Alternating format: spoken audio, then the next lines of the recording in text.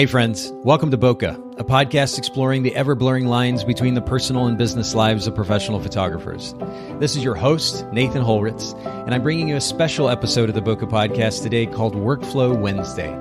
During these special edition episodes, myself and my co-hosts will focus on helping you develop more efficient daily and weekly workflows around post-production, communication, task and project management, time management, file and image management, and yes, the list does go on. We're going to save you an incredible amount of time in your work week, and we promise not to be too nerdy. This podcast is brought to you by Photographers Edit, custom image editing for the wedding and portrait photographer. Visit photographersedit.com. Everyone who is chiming in, whether via audio or video today, welcome to Workflow Wednesday with the Bokeh Podcast and Photographers Edit.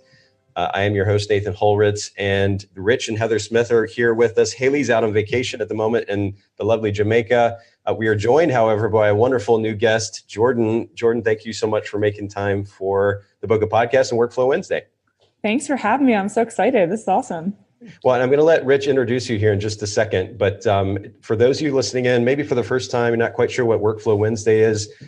Everyone who is a photographer and or owns a business is involved in workflow in some way. Our goal is to help you make that workflow just even a little bit more efficient.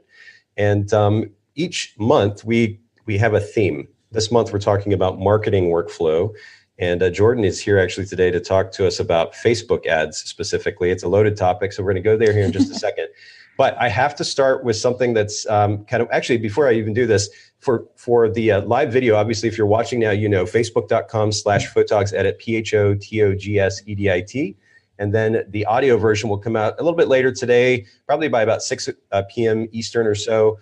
And that'll go out at Bokeh Podcast. It's all involved. Even without Haley, you're gonna get it out. I'm gonna try to make it happen amidst all my duties. So we're gonna try to make that happen. Yeah. But in the meantime, I have to clear up a little bit of not even a misunderstanding, but there's some conversation actually in the industry right this second. I don't know. Have you all seen, Jordan, Heather, Rich? Have you all seen the new Bokeh Apple ad? No, I don't think so. No. Okay, so Apple, and we'll have to, maybe I can find it and link to the show notes today for today's episode. It's BOKEH, bokehpodcast.com is where we'll put the show notes for today's episode.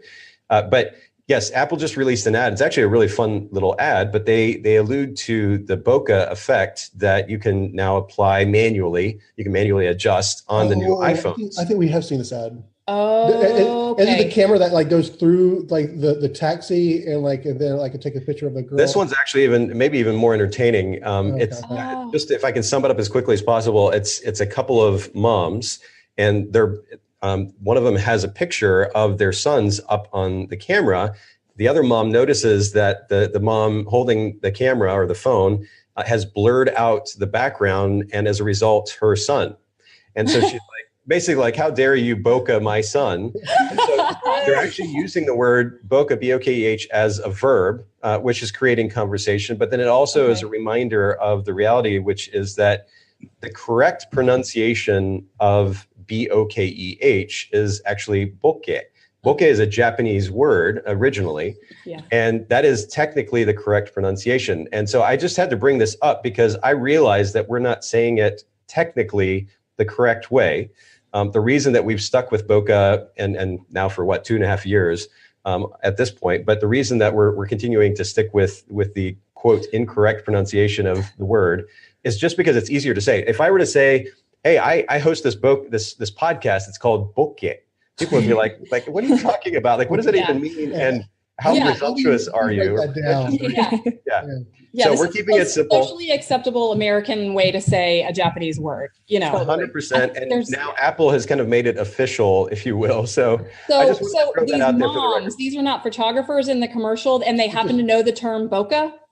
Obviously Apple has set it up, but the conversation is kind of interesting because, as phones have continued to become more and more powerful in their photographic capabilities, and now that we have this ability to be able to manually adjust bokeh, it's interesting to me how terminology that we wouldn't have used as consumers, if you will, the market, in years past is now becoming more commonplace. And so the idea of even using the word bokeh is going to become more commonplace now. And not only as a noun, but also as a verb, which is quite humorous. But I'm kind of excited for what this might help us do with our SEO too. We'll see how it plays out. But people are going to be Googling bokeh all day, and then your face will just keep popping up. And maybe yours and Rich and Heather's too, hopefully. Yeah. Jordan, this is your area. How does Nathan capitalize on this? I know. We got some podcasts, we got some blogs, we got some Facebook ads. I like it.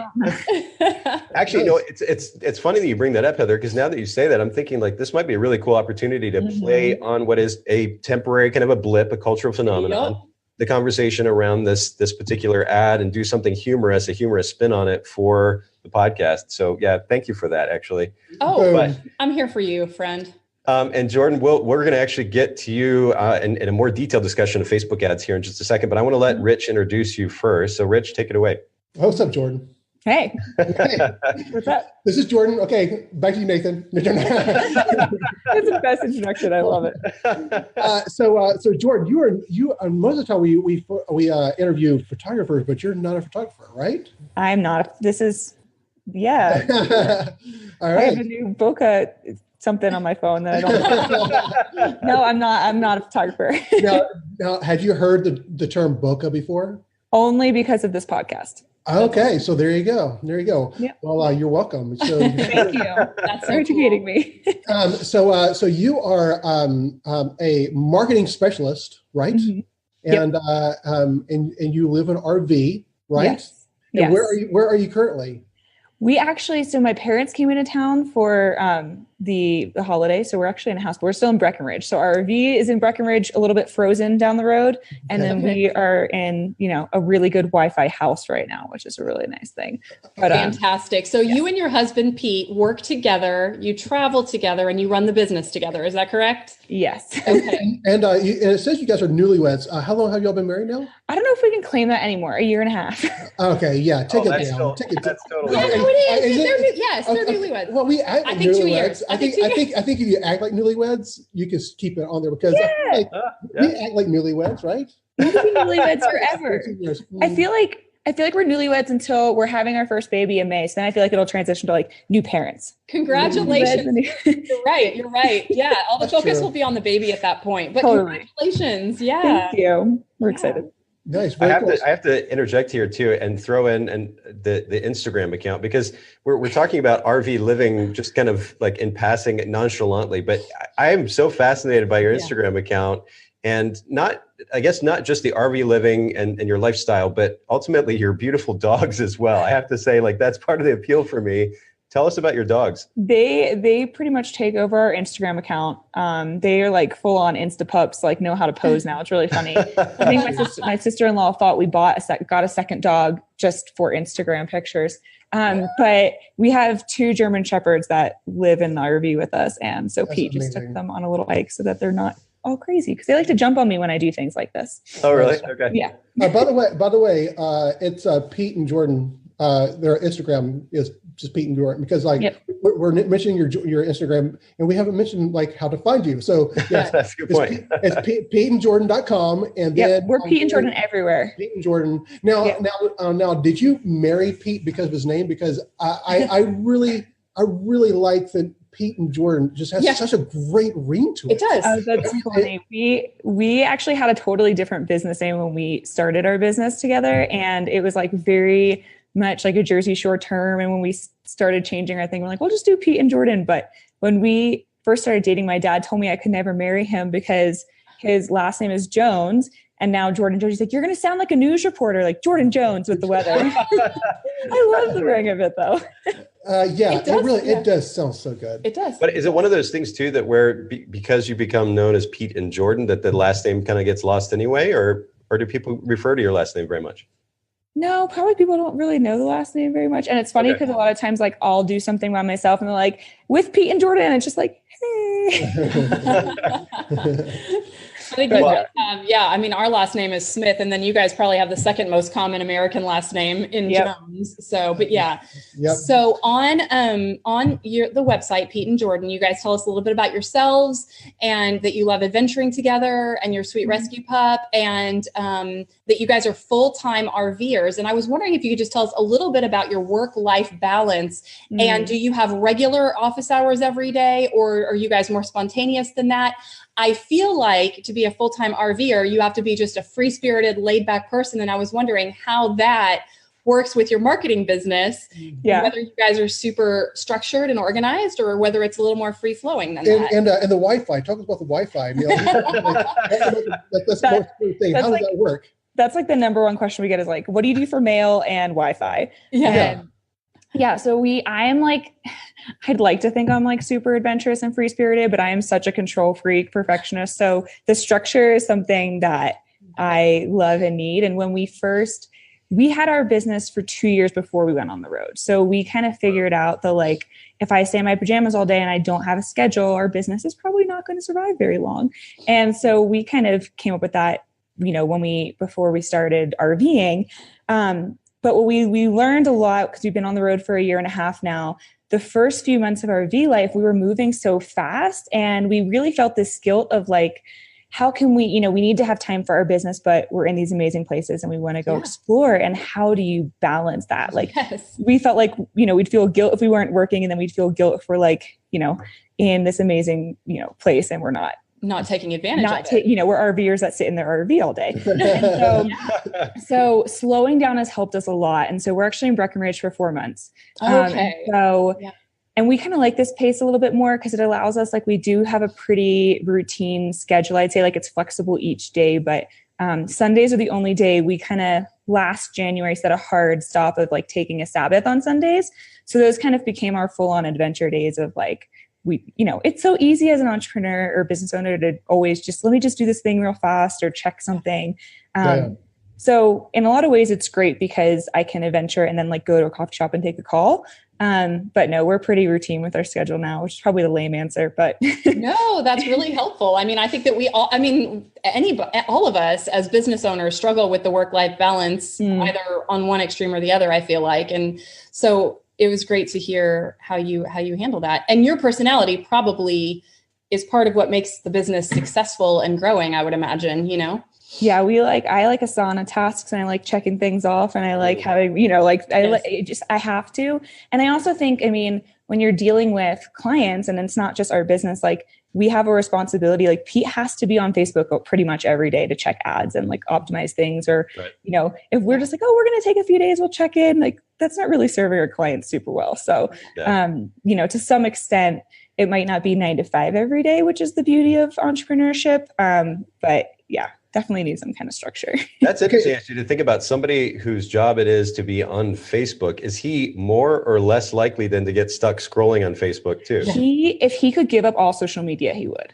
I think he and I think it's funny because we work on social media, we don't really like using it personally. I probably could go on my personal Instagram and it's months old. So I think there's actually some really good plugins and things that you can use that block your feed. So thankfully, Facebook Ads Manager isn't in the feed. So you can you can work on Facebook ads without getting distracted by cat videos all day. Nice.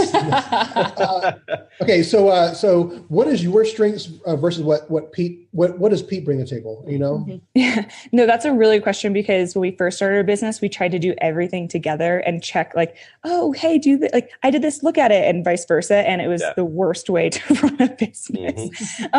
So now we've kind of fallen into our own niche and expertise, I'd say. So while we both run ads and do it, I'd say Pete's definitely more the back end. He's in Ads Manager every day. He's running our ads and our clients. And I'd say he's way more in the weeds of that. Whereas I'm much more client facing, coaching part of it, and the workflow tech systems part of it. So my jam, when we talk about Facebook ads, I think people just think about the ad itself. And that's why I'm really excited actually that this is Workflow Wednesday, because it's not just about running a really good ad. There's a lot more that goes into Facebook advertising. And so I think I do the legwork is in like the landing pages, the email funnels, like what happens. Pete gets the people there to the ad.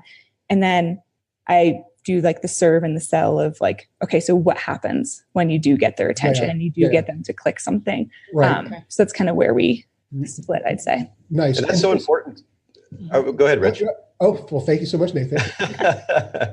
And speaking about your website, it sucked me on. I'm telling you, like, if you, our listeners, they really need to like go to your website because like you have I'm sure you'll get into this, but you have so much amazing content on your website. Oh, well, thanks. I'm like, oh, I need to read that. I need to read this. Oh, I need to read this article. Oh, I need to implement this. I mean, wow. I mean, like, it's just, it's great. Well, appreciate it. Stay tuned because we were totally redoing it. Actually, Pete is of the impression that like our website doesn't matter, but that's because we got really good at running ads, and we never run an ad to our website. Ever. It will you'll never find an ad go to our homepage because we build landing pages and we build things really specific. And so we kind of put our website on the back burner because I just build landing pages, and so it's encouraging to hear you guys are still getting a ton of value out of the content that we don't erase it.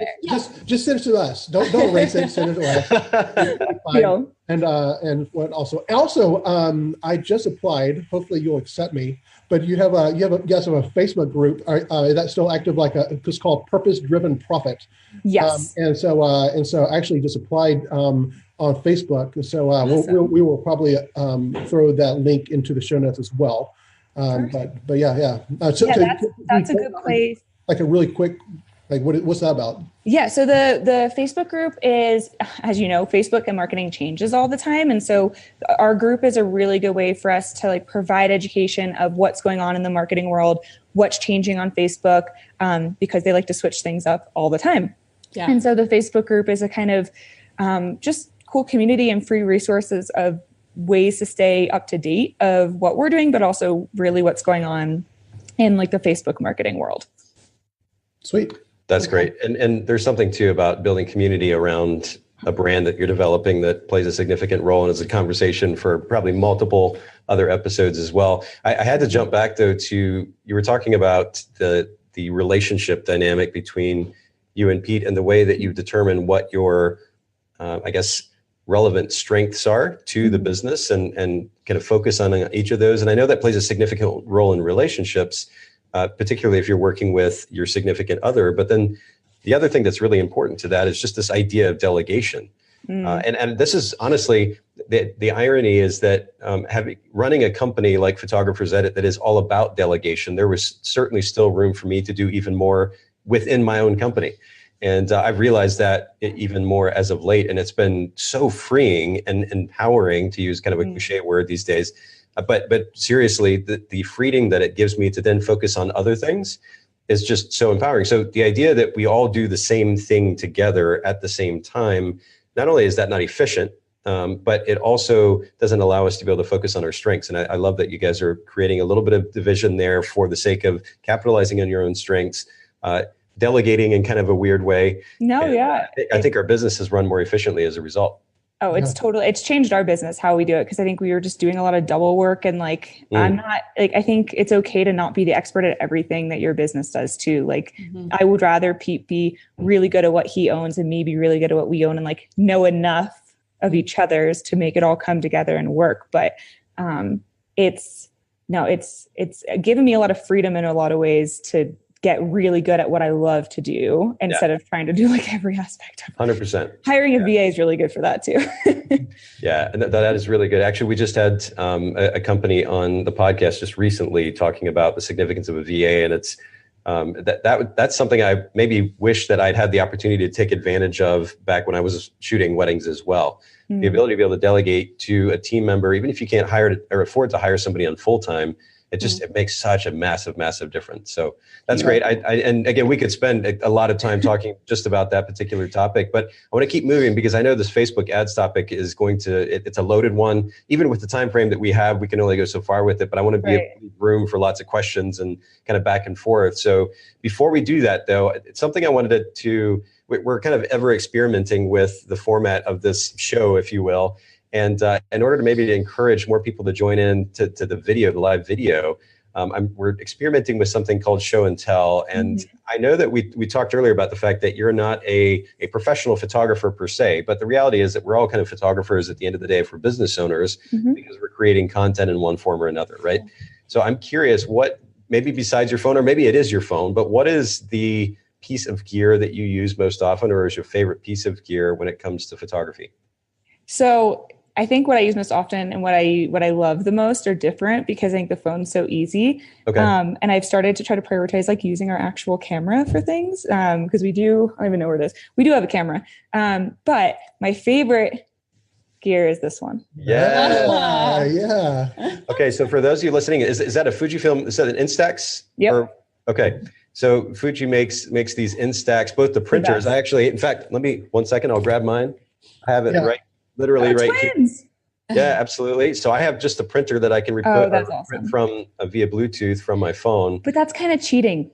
Is it cheating? Yeah, because the beauty of a Polaroid is you can't fix it and you can't do it again. This is true. Fair enough. That's why I love, like, I should share, I'll have to send you a picture, but in our RV, like our last year of travel, we would take photos in like all the places and people that visit us or things. And our whole fridge was just covered in Polaroids. And I think for me, especially someone that's not a photographer, like I'm still working. Ashley Garrity still helped me. Like I'm still designing my album for my wedding a year and a half ago because people just don't print things. But I like by doing this, we actually I just love having our, the Polaroids of our experiences and the people that have visited us and we've met up on our, like, we have it on our desk, we have it on our fridge. So this is by far because you can't change it.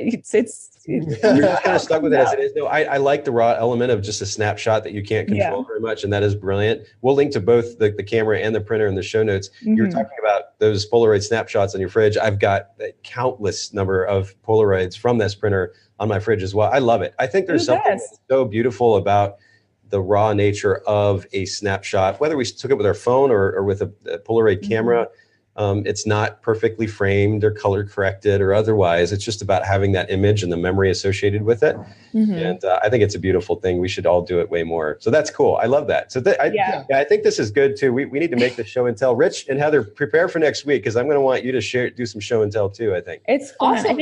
I think because too, like we look back at our Instagram and like we can look at our memories based on like what we've posted. And it's always like usually the really awesome parts of RV life, and our Polaroids, like, oh, our pipes are frozen and like we're stuck in the middle of like that's when we take our Polaroid pictures. So it's kind of like we look back and we're like, this is our life and this is what's So nice. We have two daughters and they both have an Instax camera. It's great. They both love it. So they're best. They're so much fun. I think the photographer in me wants to figure out how to get the photos to not be terribly overexposed or terribly underexposed, because so far that's what we've gotten. Good luck with that. If you're outdoors in the sun, the photo is so bright you can barely make the outline of a person. Like there's got to be.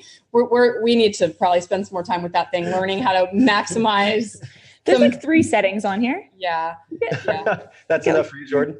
3 modes. Yeah, I get like a flower mode. I'm like, I guess that means I'm outside, or like a flash one. I don't know. The photographer in me twitches a little bit sometimes. But Where's the manual mode? We want the manual mode. There's an invention. There's an business opportunity for you. Manual mode Instax camera. There you go. Yeah, that's actually very true. They are fun regardless, and the pictures that come out of them are pretty great. We have, my kids and I actually have a tradition of taking a selfie every year for Christmas with our Santa hats on. Usually the Christmas tree in the background, and then that gets printed. And we have this whole series from the last, I'm actually about to print it a little late, but the most recent one from December, a couple months ago, and put that on the fridge. I think we'll have a series of 5 of them from the last 5 years in a row. They're all taken kind of in a similar way. It's awesome. a lot of fun. I love it. I'm just going to enter this little side note in. We have some pretty terrible weather in Chattanooga right now, and I just heard quite a bit of thunder outside. So there is a chance that we may lose power and things may just go kind of crazy and the show shuts down. So I'm going to give everybody a heads up. And if for some reason that does happen, what we may do is just kind of reschedule and come back around to this at a different point for the sake of just not knowing exactly what might happen, how long the power might be out. But I just want to throw that out there in case anybody's watching live, they know what happened. But let's go ahead and jump into the topic for today. It could be snow. we can hope. Like well, actually, in all seriousness, it won't snow so bad. So Rich and Heather homeschool their daughters. My kids are in the public school system, and there's talk about the possibility of actually shutting down school because of flooding, the rain. There's being so much rain. So wow. Yeah. It's like we got like a multi-day monsoon. What's that? So if you want snow, come to Breckenridge. We've got a lot of snow. You've got a little bit, yeah. A little bit. Can you ship some to us? Because I mean, come on. Let's for the sake of time though, I'm just going to jump right in here before we do get cut off with some electrical outage, and let's talk about. I mean, our theme for this month, as I mentioned, is marketing, and more specifically, marketing workflow. The goal, of course, is efficiency. Facebook ads. And the reality is, of course, we can't cover the topic in the 35 minutes or so that we have left, but I want to at least give everyone a bit of a teaser, some information that might get them started in the right direction. And of course, link them to the resource, which is your website, so they can get more. But talk to us just a little bit about, and this may be an obvious thing for a lot of photographers. I would hope at this point, most photographers know that Facebook is actually a wonderful opportunity as far as marketing is concerned. You can run very targeted ads to your potential clients. But maybe I want to let you sum up the benefits, if you will, of Facebook marketing for our listeners, just in case they're not aware, if you will. Yeah. So I think, I mean, I kind of frame it in terms of some like the biggest frustrations that we hear and kind of why people like wind up talking to us is I think people get really tired of not having control over their own pipeline and like how they're going their business. And so they either want to go full time, they need to get booked out, they want to increase their prices or change cities or do destination. And like so they know they need marketing. And it can be, people can get frustrated just feeling like they have to get into a contract with something like The Knot or Wedding Wire. And you just pay every month and you don't really have control over the types of brides that you're getting. You're also kind of like side by side with all of your competition. And so I think the real benefit of Facebook ads is it's more than just an ad to attract someone. It really gets to tell like your unique story as, what sets you apart. And so if you can we kind of see it as a 3-part thing. First is like, if you can target the right people and get their attention. And then the second part is being able to show, how you solve their problem and what you're unique, what makes you guys different and why should they hire you, want to work with you. And then the third part being that, okay, they're interested, like how do you convert? And that's really the workflow and like the systems part of it. If you can bring that all together, the opportunity, I think, to have control over how you grow your business and who you work with and like, the budget that you spend on that. Facebook's, in my opinion, just the best opportunity to do that. So we love ads.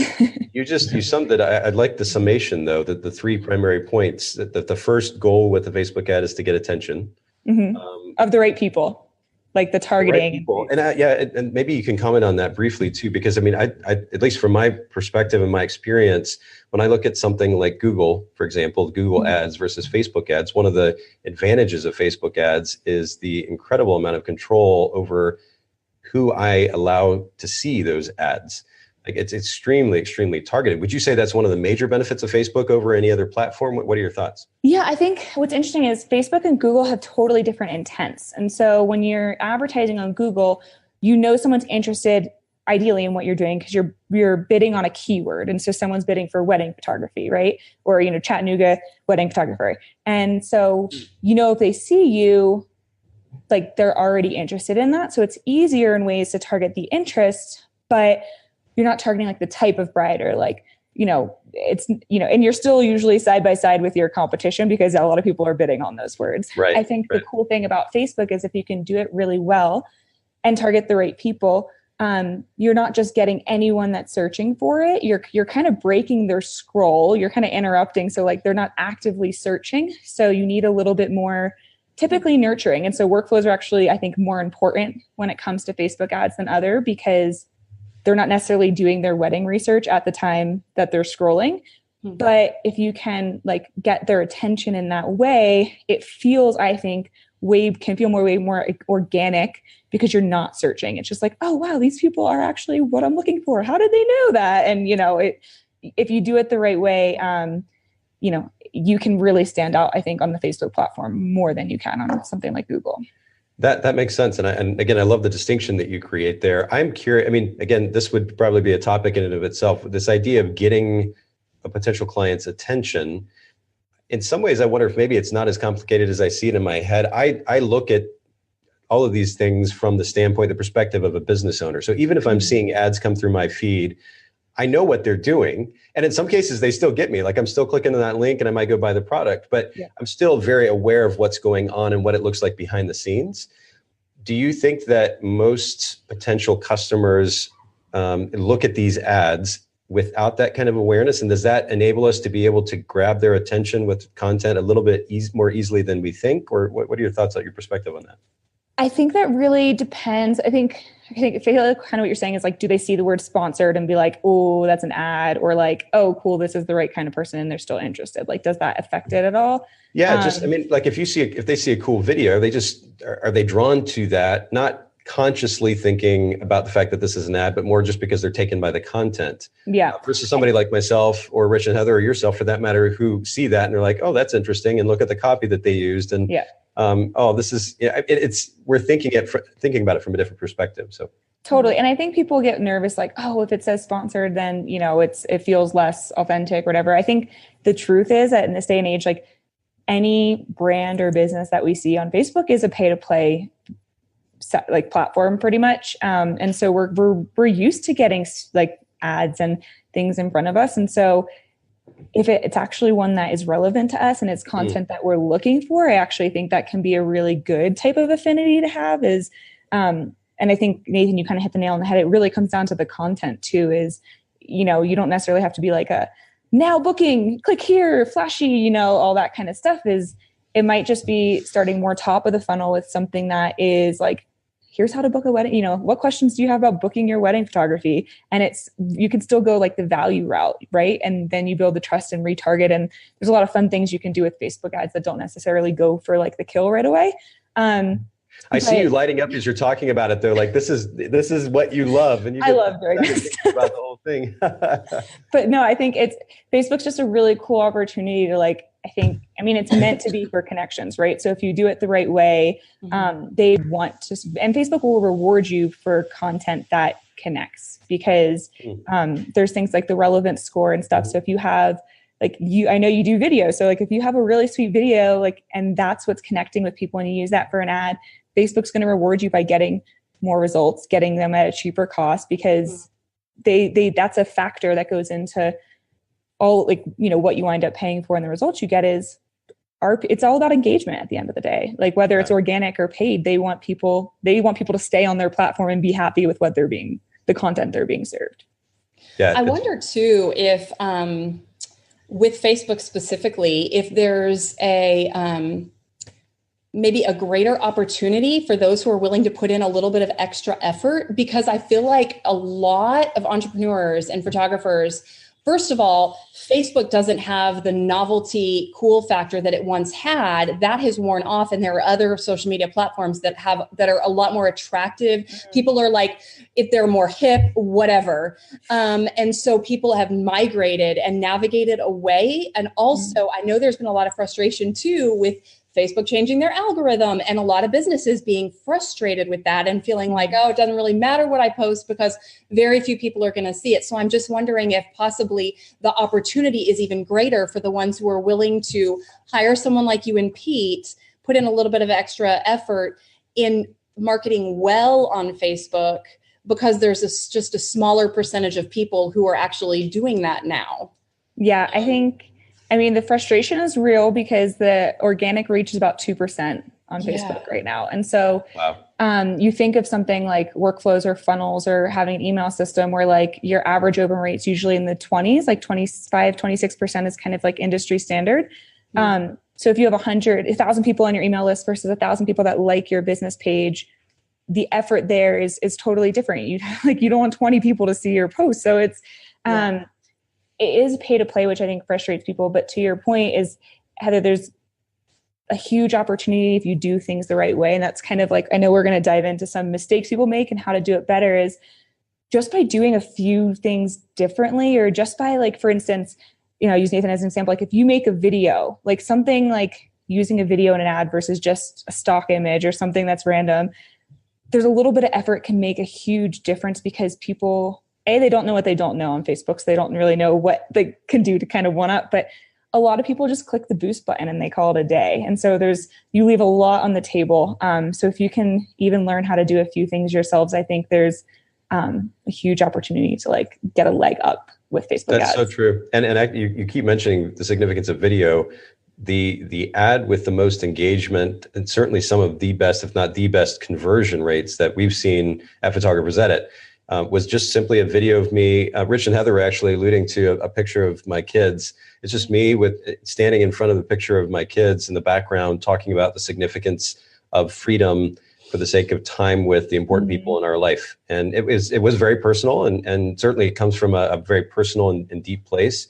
It wasn't hard selling, right? It was talking about personal experience and ultimately why the Photographers Edit brand even matters in the first place.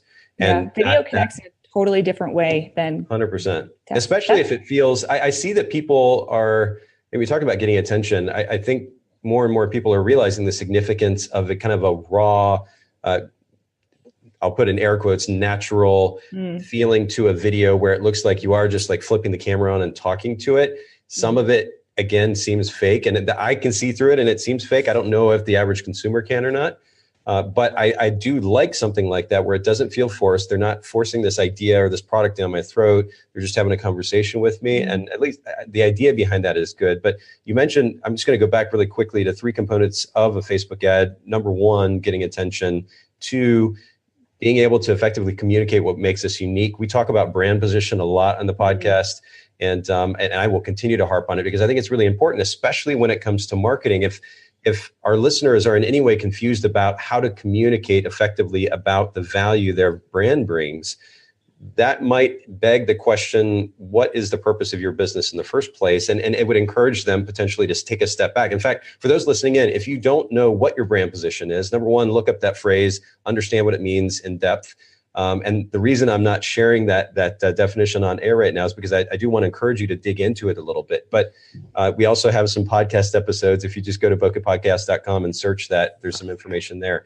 But what I would encourage you to do is take the time to establish a very clear and distinct brand position, and don't use the same words and phrases that everybody else is using. Relationships. We like to focus on relationships. Yeah, so do 20,000 other photographers. That's not a brand position. We have good customer service. Yeah, so do 200,000 other photographers. They say they do the same thing. Find something that actually creates distinction, that allows you to stand out from your local competition, and stand on that. Once you're clear on that and you can communicate it in a sentence or less, then when it comes to communicating your unique value proposition to a potential client, it's so much easier to write copy for that particular ad, wouldn't you say?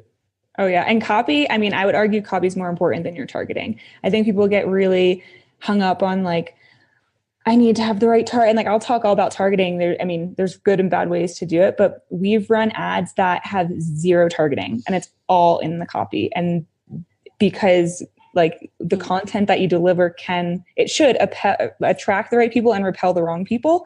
And so I think kind of to what your point, Nathan, is like a huge benefit of really knowing your brand, what your position is. Like the PAS model is kind of like problem, agitate, solution. Like what do your clients need? How can you like really bring that? How can you make them aware of that? And how can you provide the unique solution? 100%. I mean, that's just marketing in general, right? Yeah. This is the conversation that Haley and I have all the time, because for those listening in, if you follow Bokeh Podcast on Instagram, or photographers, particularly the Bokeh Podcast and the post about Bokeh Podcast on the Photographers Edit Instagram, you'll notice that the copy for those posts follows that very model. It's to present a problem. A problem that likely at least some of our viewers or fans have. And then, as you said, agitate that, kind of build on that a little bit, create a little bit of angst, then tease the solution to that problem with the episode that we're sharing, and do so in such a way that's compelling enough that somebody's going to be like, oh my word. Yeah. First of all, I'm feeling the pain they're describing here. Now I want to click on the link and get to that podcast episode so I can find out the solution, because I need a solution to that. Yep. And that really at a very root level is marketing summed up. So I think I love that you brought that up. And that works. It's same with ads, like with workflows, with ads, all of that. I mean, especially when it comes to us, like not everyone knows they want to learn Facebook ads. A lot of people are like, I don't want to learn Facebook ads. I'd rather hire someone. And, if I could just say like, are you tired of paying the not $700, or like, whatever it is, or getting stuck into contracts and price shopping and ghosting and like, they're like, yes. I've gotten on calls, people like, I feel like you just spoke right to me. And I feel like whatever you're doing is made for me because you just hit a checklist. And it's, I think it's realizing it's not like always about us. Like it's positioning what we do in a way that solves like what their biggest frustrations are. Yes. That's a good summation. So getting attention, the unique value proposition, and then ultimately conversion, which is a loaded topic in of itself. I won't even start to go in there because I want to make time for what you were alluding to just a second ago, which some of the biggest mistakes that photographers are making in their effort to use the Facebook ad platform now. So it is becoming a more well-known platform for photographers to try to get clients. Some are beginning to use it. You hear of various educational courses or individuals who are selling the service of managing ads for Facebook photographers, or for photographers on Facebook rather. But what would you say, based on your experience, particularly coming from the ad world, are some of the biggest mistakes that photographers are making in that process? And then how can they go about solving those problems? Yeah. And I think it's interesting because we do see a lot of photographers starting to use ads. I'd say like 80% of the people we work with are photographers. And it's awesome because I think, as an industry, you guys see the value of marketing and, you like investing in that. But like what we were kind of alluding to with Heather earlier is there's a lot of ways that you can just make small differences that'll really make a big difference in the end. And so, we have kind of 5 things I'll share, and we can dive in as much as you want, but kind of 5 mistakes that we see people make, and then ideas for what you can start to do to get a leg up, because you're not going to make the same mistakes after you listen or watch this. So I love this. I love this as a list. I love the list. I'm a list person. I feel like we should say like 5 mistakes photographers make. You won't believe number 4. So people will keep on listening. So the number one that I see all the time, and this is usually because people don't know how else to start advertising on Facebook, is that they only boost posts. And Facebook is smart. They know how to get you to spend their money. They know, they say, ooh, this post is doing 80% better than your other posts. Click here to reach 1,000 more people. You're like, cool, $20, I'll throw it.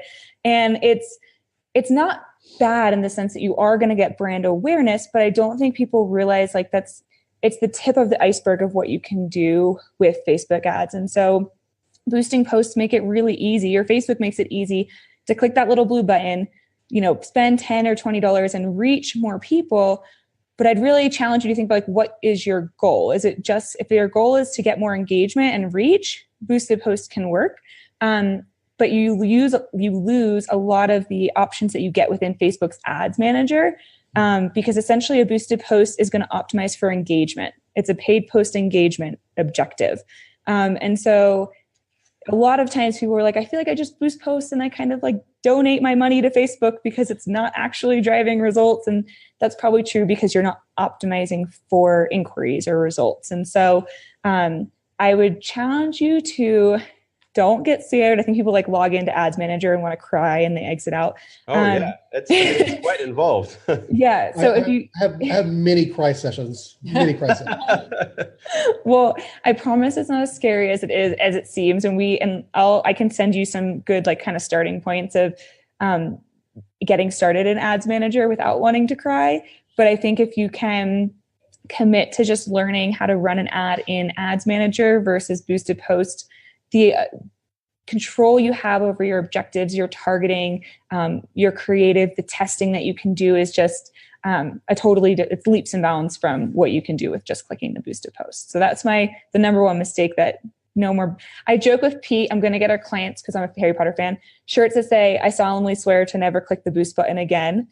So that's what I tell people, that they can't learn from us and keep boosting posts. By the way, you mentioned Harry Potter. Have you ever listened to the audiobook version of at least The Sorcerer's Stone, the first book? Oh, it's been a long time. My college roommate was like, one of my college best friends like listens to that every night as she goes to sleep. The guy who, and I can't remember his name off the top of my head, the guy who reads that book, his voice acting is some of the most incredible I've literally ever heard in my life. His voice is great to listen to, the wonderful, warm British accent, but then he does the voices for the various characters. My kids and I are literally listening to it right now. Like, we're little bits at a time. It is so awesome. So yeah, highly recommend it. Yeah, there you go. Okay, I know we were limited on time. Let's go to number 2. So number 2 kind of goes along with 1, but it's using the wrong objective. And so obviously if you boost a post, you don't get to choose the objective. It's just going to optimize for engagement. But if you go on, and we actually have a whole blog post I can share, but it's just how to choose the right objective. And Facebook, there's reasons it gives you options. So if you're looking to drive more traffic, if you're looking to get video views, if you're looking for leads or conversions, maybe it's just local awareness. Like there's options for all of that. And when you use the ads manager, depending on what objective you choose, the options you'll have for how you create your ads are going to change as well. And so before you ever run a campaign, the first thing you should think about, and when I say objective, I just mean what's your goal? What is the goal for running this ad? And so every time you have a different goal, you should have a different campaign because it's going to need a different objective. Mm-hmm. So if one goal is just to get a lot of videos on this, a lot of views on this video that Nathan did, then that might just be a video view one. But if you have one that's like you're booking and you want to say, whatever it might be, that might be lead generation. And they should be separate because Facebook's going to optimize for those separate objectives or goals. So really thinking about what your goal is before you advertise and create any campaign is really important.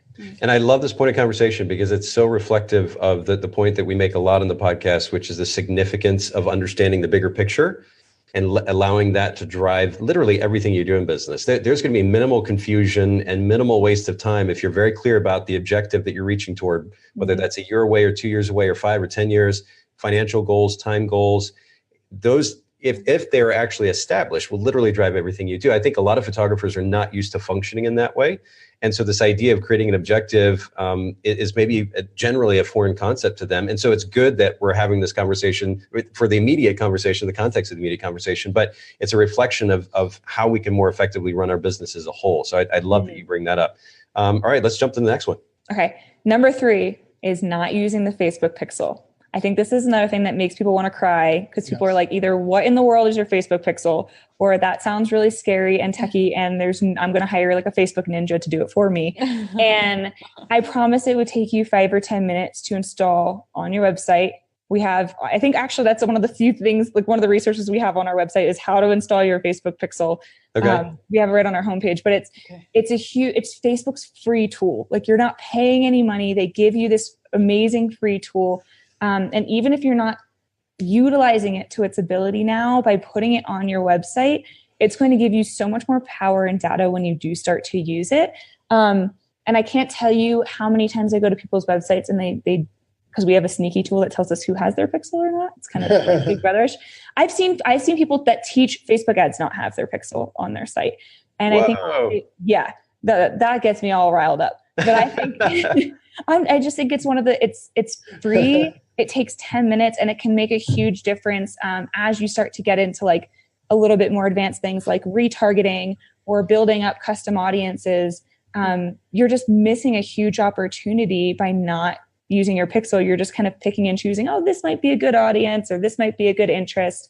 And your pixel will not only give you good data about who that is, it'll just give you way more opportunity like to retarget or to build audiences and target people similar to people that you already are attracting. Mm-hmm.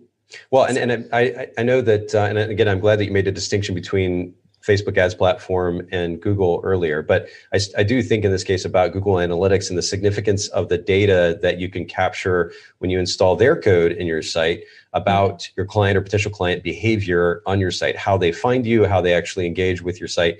And ultimately what I'm getting at here is the significance of data, making intelligent decisions based on actual information versus just kind of venturing a guess here and there and acting accordingly. We can actually act on data, and that pixel is extremely powerful for helping us capture the data that we need to then effectively run an ad campaign. So that's great. Yeah. And that's, in a very big brother way, like Facebook has a lot of information. And so if you kind of give them like access to your site in a way, like that's kind of how they can essentially map who's visiting your site or your Instagram or whatever it might be, or who's engaging with your ads, and map it to the real profiles of people on Facebook. And like that's how the data gets really powerful is the pixel. And it's this little tiny piece of code that makes a huge difference. So please, if you do anything after this, if I can give you any piece of advice, take 10 minutes and install your pixel on your website, please. Good. That's great. Okay. I know that you've got 5, so let's jump to number 4.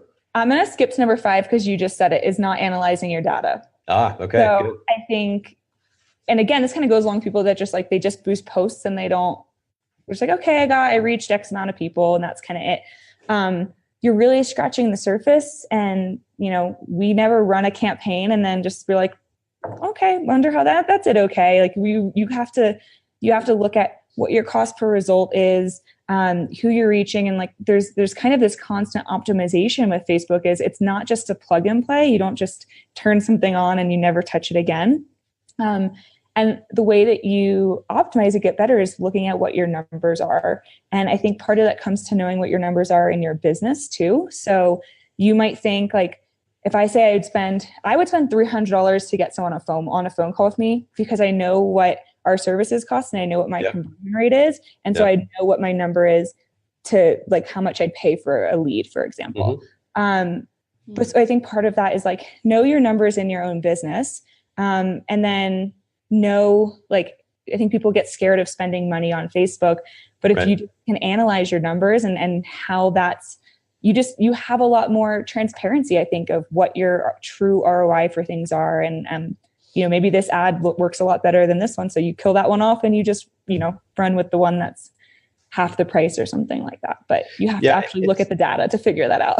It's so true, but it's almost easy after that. I mean, after the reality, as you pointed out, and this is why wonderful people like yourself, Jordan, exist, is getting it set up and running, and then proactively managing it too in such a way, because there are continued changes on Facebook and different data to look at and different types of ads to run and retargeting to run. And I mean, it is quite involved, but I will say, especially when it comes to the data, that once it's all set up and running, it's like candy on a tree sometimes. The way that you can look at that data and intelligently act on it, it's awesome. We have at Photographers Edit in the last year or so, we have collected and used data more intelligently than we ever have. And it's really, again, to use that cliche term, it's so empowering as a company to be able to use that data to make intelligent decisions. And I'm not talking about collecting individual people's data. I'm talking about just looking at the numbers coming in and acting accordingly, making intelligent business decisions based on those numbers that we see, purchases with particular services and trends. And I mean, the list is extremely long, but to your point, using that data intelligently it turns what can be a bit of a frustrating and stressful idea of being an entrepreneur, a business owner. It can kind of turn it into a fun game, because now you have the information and you can actually act intelligently on it.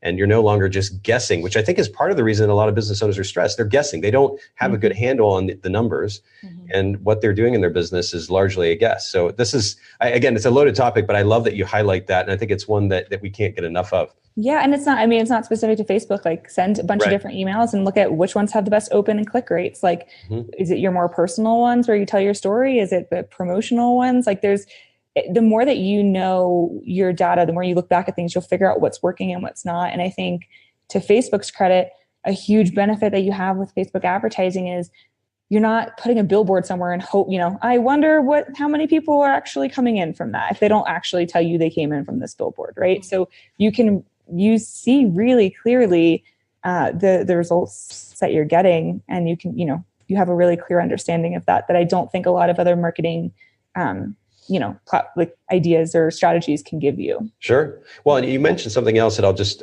reiterate really quickly, is that the choice to spend a particular amount in order to convert a client is going to be specific or unique, at least in some cases, many cases even, to your particular business model. So it is important to understand how many impressions it required in order to convert somebody, and then ultimately how much you spent as a result. And that, you pointed out earlier, you're happy to get a client for $300 because you know how much that client is going to spend down the road with you on average. Being aware of that data, again, is really, really important. And so don't just go by averages, because you can do a Google search and look at the average. Oh, don't do that. Yeah. You can find an average cost per conversion, but the reality is it's going to be more specific to your business model. So I love that you made And that. What's crazy is I didn't run an ad for calls. I ran an ad for like a free training. So the free trainings probably we got for 60 cents. but I knew my pipeline, and I knew my numbers enough that like, yes. if I got 100 people on a training and it cost me 60 cents, that's awesome. I'm glad to get, because now they're on my list and now I can nurture them and serve them. Mm-hmm. But from there, then they got into an email series that then invited them to book a call. And so this whole workflow that we had, like, I still knew because of the pixel and all the tracking, like I still knew when they had this custom conversion down the line, I can track it back to that original ad, even though that wasn't the goal. Like that wasn't what the ad was for, if that makes sense. So this is good. We've got about 5 minutes left, and I know you skipped 4, so let's go back to 4. Yeah. What is that? You won't believe it. You won't believe number 4. You will not believe it. I can't believe that you like made number 4 the last one. You're like, skip number 4. I think I knew he was going to like really play up number 4, so I had to go in there. No, number 4 is that people only go in and they do cold traffic targeting. They just kind of go interests and they plug things in, and they kind of again goes along with the pixel. But building up the like, know, and trust factor doesn't just happen in one ad usually, and so it might be like, I think a good way to run ads is to have retargeting campaigns. And so maybe thinking about what your funnel stages look like. And so if you're not familiar with a marketing funnel, at its core it looks like a funnel, but it's awareness, consideration, and conversion. And then if the new funnel kind of goes out and does attention and retention and kind of like promotion from there, you might think about cold traffic as people that you're just trying to reach for the awareness. You're trying to build your brand and get them to know who you are. But then at the consideration stage, if you retarget them, like now they already know who you are, and now you have a little bit more trust and you can serve them a different way. And then obviously before conversion, I think a lot of people try to convert cold traffic all the time, which can work. Like we always still test cold traffic. But having the pixel allow you to retarget and which is warm traffic. So people that already know you from whether it's your email list or Instagram or, visiting your site. And then there's a different kind of cold traffic on Facebook called lookalike audiences. Mm-hmm. So they're technically still cold, but they're based on a source of warm traffic. And so you have a custom audience that might be your, website traffic, for example. And you say, hey, Facebook, these are the people I want to attract more of. And maybe I have 1,000 people in that audience. So I don't want to just retarget because that's a pretty small audience. They'll create a lookalike based off of the data that they have in the source audience. And so lookalikes, they're still cold. They're just better. Instead of taking all of Facebook's data that it has, right, it's a more select like starting point, I would say. Even more relevant than that original cold group. Yeah. Yeah. This is good. I honestly, I wish we could spend anher hour or so. I know. And I can talk Facebook ads all day. Number 4 is life-changing. It really is such a loaded topic, but the cool thing is that you do have resources available. So we're going to make sure to link to those in the show notes, bokehpodcast.com. The show notes will be up today, Wednesday, February 20th by about 6 p.m. Eastern or so, 6 or 6:30. Will you just reiterate, Jordan, where we can find you where our listeners can find you online, both social media and then the website as well. And of course, we'll link to these in the show notes. Yeah, for sure. So we're really easy. We're just Pete and Jordan, A-N-D, not ampersand or anything like that. It's peteandjordan.com, at Pete and Jordan. If you take a look at our website, we're really easy to get a hold of on Instagram too. Shoot me a message. If you're looking for a specific resource we talked about, and Nathan, I can send you the links for like how to add your pixel, how to choose the right objective. That would be great. Because there's some blog posts that are, totally free resources that we have out there just to help you kind of understand how in the world to get started on Facebook ads. It's I think giving yourself, I would encourage people like just start learning. We're a big like teach Amanda Fish. And so I think people get really scared thinking that, you're already wearing a million hats in your business and you don't really want to take on Facebook ads. But I'd encourage you to think about it because you have a lot of control. So much of what you need to run an ad, you need to run your business. Like you need to know your positioning, you need to know your numbers, you need to be able to communicate the PAS really well. Yeah. And so if you can just figure out like the tech part of Facebook and how to do that, the sky's really the limit for what you can do there. So yeah. That's great. Yeah. Awareness is really key at the end, right? Even if I would still encourage our listeners to take advantage of services from companies like yourself that can do it for them just for the sake of delegation. But at the end of the day, a certain level of awareness of how the system works and the principles that drive that, I think, are truly important. Yeah. Because it gives you a perspective that enables you to top down. I mean, I am wonderfully privileged in that we have Haley on our team who heads up digital marketing at Photographers Edit and oversees the podcast as well. And because I have a general idea of marketing principles and the way that the Facebook ad platform works, I'm able to freely come up with ideas because then she's implementing. Yep. And I get to delegate that to her. And I feel very lucky to be able to do that. But taking advantage for those sole proprietors who are listening in who don't have a head of digital marketing on their team, they should, I think, at least look into the possibility of taking advantage of services like the one that you all offer, because it allows them to take one more thing off their plate and think about more about the big picture, which is really important to running a business. So. I need to give Haley a shout out because that's, I think, how we even connected at United. Is I got retargeted because I was at United and I was the local, and I got retargeted with Nathan popping up on my Instagram with a little ad, and I went up to you and I was like, "This is so good! I'm so proud! This is awesome ad!" And he's like, "All her." Haley. Oh, Haley. That's awesome. Oh, shout out Haley. We miss you, Haley. Haley, I mean, if you look at her Instagram stories for today, is sitting on the beach in Jamaica, enjoying some vacation, much needed, much deserved vacation time. So major props to her, though, for all the work that she's done. And it's been actually quite enjoyable to learn the process along with her.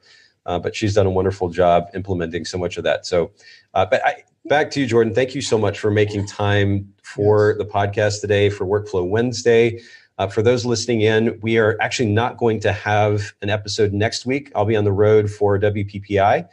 So we'll be coming back in March. But in the meantime, make sure, if you haven't had the opportunity yet, go check out Pete and Jordan's website, peteandjordan.com, Instagram, Pete and Jordan as well. We'll link to all of these resources in the show notes. I'll put a few brief notes from the conversation in the show notes today as well.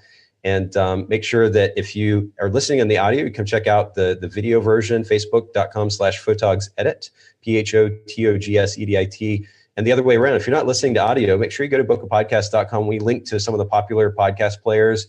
And there are over 200 episodes, 230 episodes at this point, or thereabouts. Lots and lots of information out there. And this is definitely, I would venture this is going to be one of the more popular ones as of late. So thanks so much for making time to share with us, Jordan.